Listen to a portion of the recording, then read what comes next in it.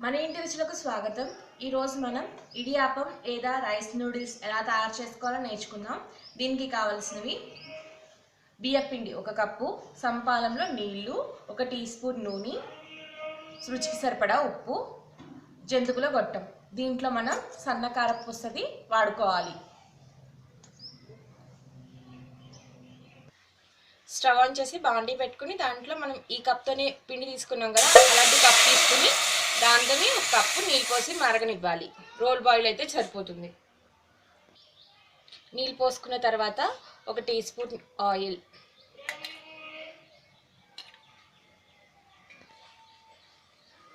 రుచికి సరిపడా ఉప్పు ఇప్పుడే వేసేసుకోవాలి. ఇలా బాయిల్ అవుతుండగా మనం పిండి వేసి కలుపుకోవాలి. స్టవ్ ఆఫ్ చేసుకుందాం. స్టవ్ ఆఫ్ చేసుకున్న తర్వాత పిండి వేసి కలుపుకోవాలి.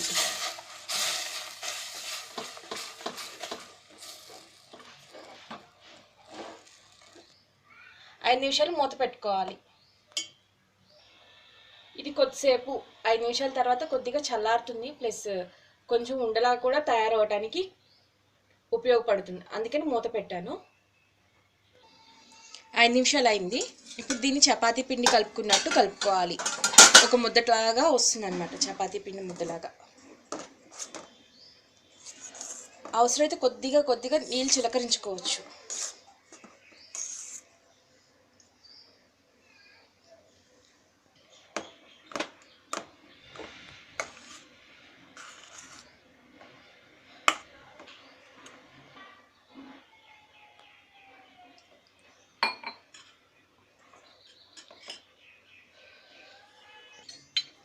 కొద్దిగా వేడిగా ఉండగానే ఇలా చపాతీ ముద్దలా చేసుకుని పెట్టుకోవాలి. ఇప్పుడు ఇది ఆరిపోకుండా ఉండడం కోసం కొద్దిగా ఇలా చేతులు డిప్ చేసి దీన్ని మొత్తం అప్లై చేసుకుంటే పిండి ఆరిపోకుండా ఉంటుందన్నమాట. ఇలా చేసి దీన్ని పక్కన పెట్టుకోవాలి. ఇప్పుడు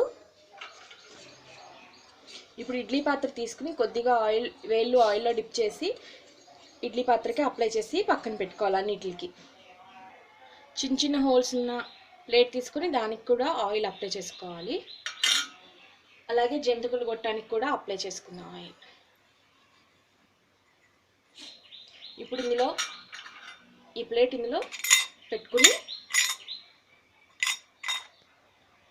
ఇలా సిలిండ్రికల్ ఆకారంలో చేసుకుని ఈ జంతికల గొట్టంలో స్టఫ్ చేసుకోవాలి. ఇవి మనం ఇడియాపం కింద ఒత్తుకునే లోపు స్టవ్ ఆన్ చేసి బాండీ మీద ఇడ్లీ పాత్ర పెట్టుకుని దాంట్లో గ్లాస్ నీళ్ళు పోసి వేడెక్కనివ్వాలి. ఇప్పుడు ఇడియాపం ఇడ్లీ పాత్రలో ఒత్తుకుందాం. ఇలా అన్ని ప్లేట్లు ఒత్తుకుని పెట్టుకోవాలి. దీన్ని ఇప్పుడు ఇడ్లీ ఉడికించుకున్నట్టు 15 నిమిషాలు ఆవిరి మీద ఉడికించుకోవాలి. 15 నిమిషాలు అయిపోయింది. ఇప్పుడు స్టవ్ ఆఫ్ చేసి దీన్ని మూత తీద్దాం. చక్కగా రెడీ అయ్యి ఇప్పుడు దీన్ని సర్వింగ్ ప్లేట్లోకి తీసుకుందాం. ఎంతో రుచికరమైన రైస్ నూడిల్స్ లేదా ఇడియాపం రెడీ. దీన్ని స్పైసీగా ఉన్న ఏదైనా చట్నీతో కానీ మసాలా కర్రీతో కానీ తింటే చాలా రుచిగా ఉంటాయి.